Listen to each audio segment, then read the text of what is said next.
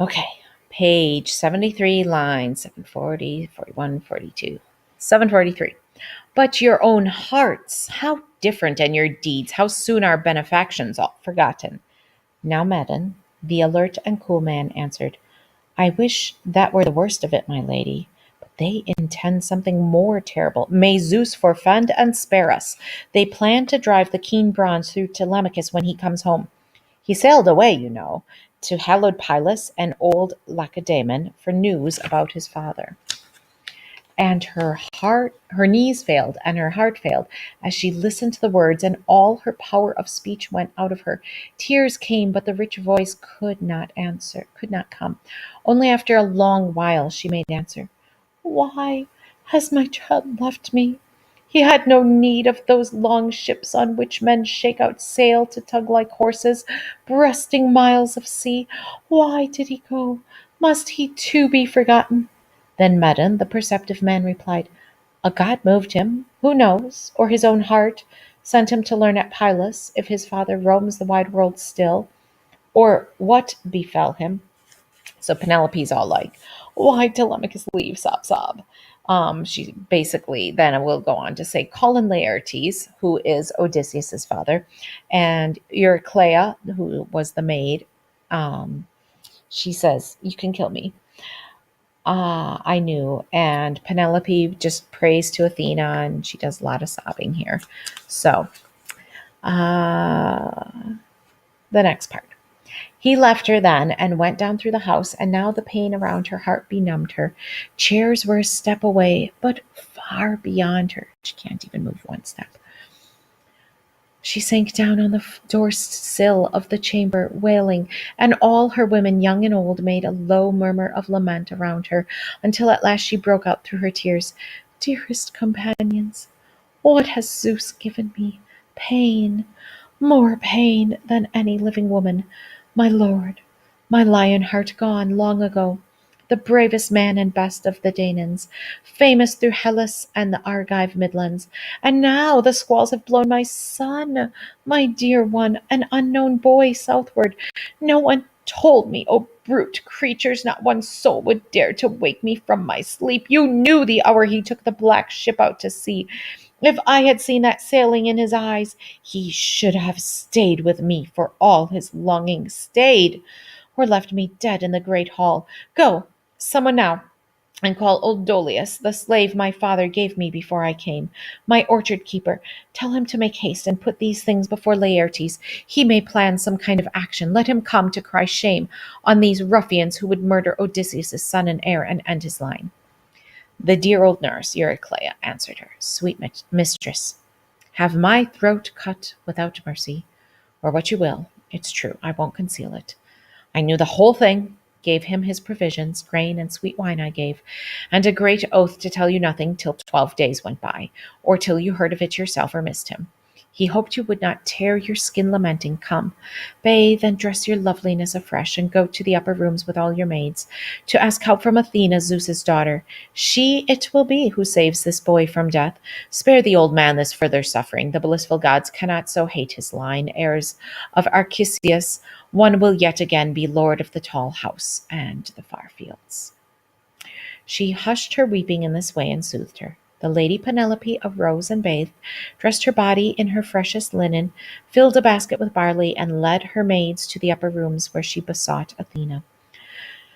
Tireless child of Zeus, graciously hear me. If ever Odysseus burned at our altar fire thigh bones of beef or mutton in sacrifice, remember it for my sake. Save my son, shield him, and make the killers go astray. She ended with a cry, and the goddess heard her. Now voices rose from the shadowy hall below, where the suitors were assuring one another. Our so long courted queen is even now of a mind to marry one of us, and knows nothing of what is destined for her son. Of what was destined, they in fact knew nothing, but Antinous addressed them in a whisper.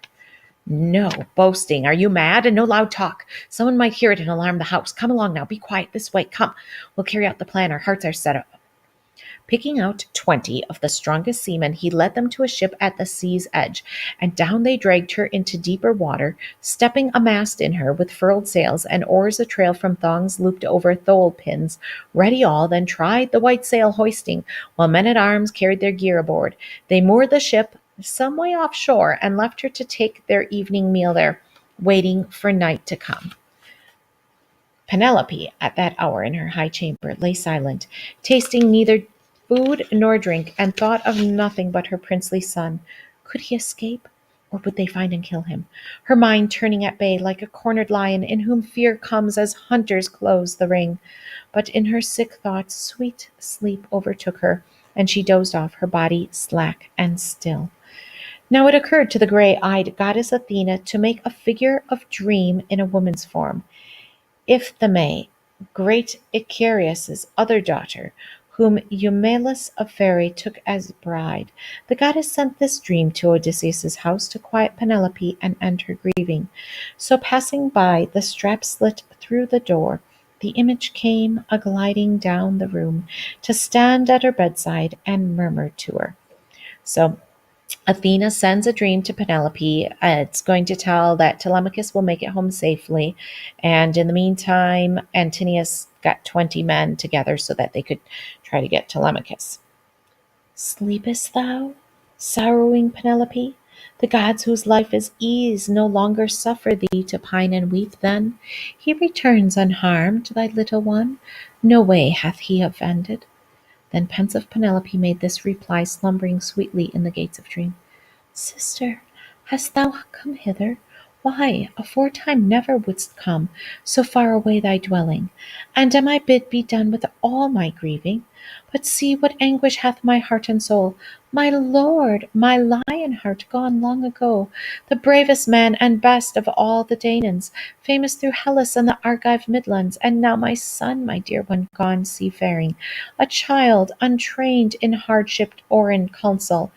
Ay, 'tis for him I weep more than his father.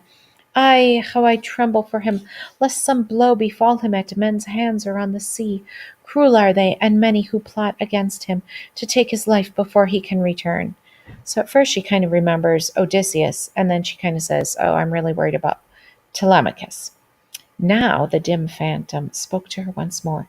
Lift up thy heart, and fear not overmuch, for by his side one goes, whom all men else invoke as their defender, one so powerful, Pallas Athena. In thy tears she pitied thee, and now hath sent me, that I so assure thee. Then said Penelope the wise, if thou art numinous, and hast ears for divine speech, O tell me what of Odysseus, man of woe? Is he alive still somewhere? Seeth he daylight still, or gone in death to the sunless underworld? The dim phantom said only this in answer.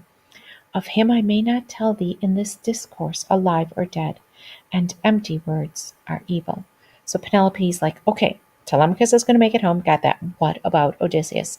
And it's not revealed to her. The wavering form withdrew along the door bolt into a draught of wind, and out of sleep Penelope awoke, in better heart for that clear dream in the twilight of the night. Meanwhile the suitors had got under way, planning the death plunge for Telemachus. Between the isles of Ithaca and Same, the sea is broken by an islet, Asteris, with access to both channels from a cove. In ambush here that night the Achaeans lay. So that does it. Those are the first 4 books of the Odyssey, and that gives you a lot of the backstory. And then in book 5, we'll get to actually Odysseus. Yay!